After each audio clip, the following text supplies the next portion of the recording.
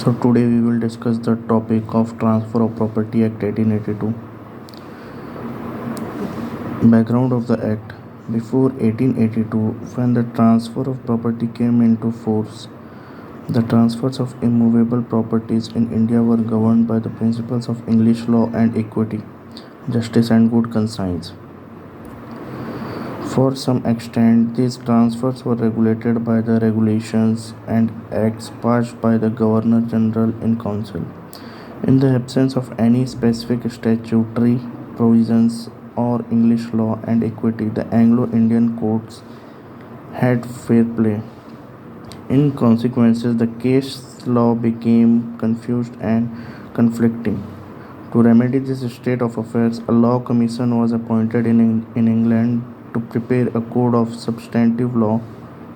Commission was appointed in England to prepare a code of substantive law of transfer of properties for India. Due to various efforts of Law Commission, the Act was passed on 17th February 1882. Since the passing of the Transfer of Property Act in 1882, its provisions were amended on 12 occasions, but no general revision of the Act was undertaken or any new principle of importance or substance introduced up till now.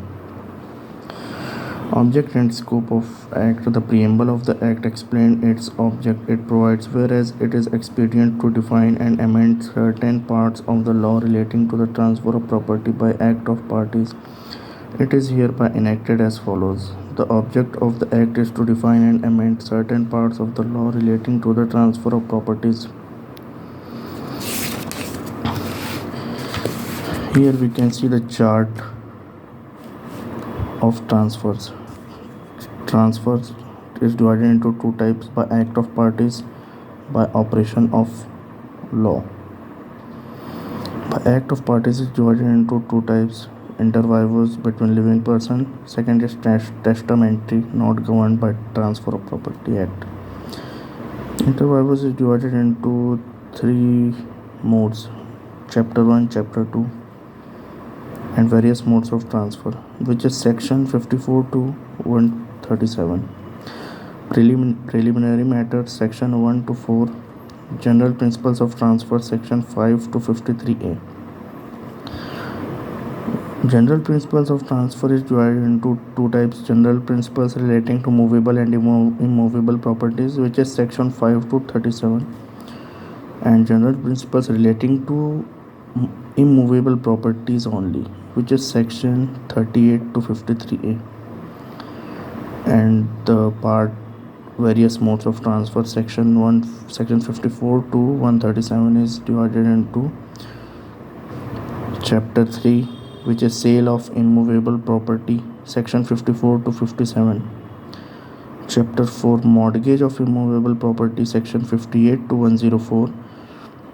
Chapter 5 is lease of immovable property, sections 115 to 117. And 6 is of exchange, section 118 to 1121. Chapter 7 is of gift, section 122 to 129. Chapter 8 of actionable claims, sections 130 to 137. And after next we can see the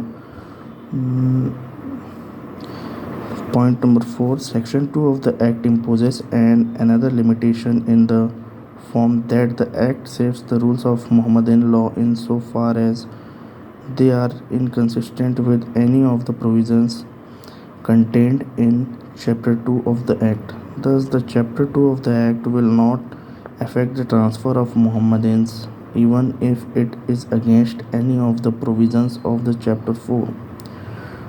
Last point is the most of the provisions of the Act deal with the transfers of immovable properties and limited to the transactions of immovable properties.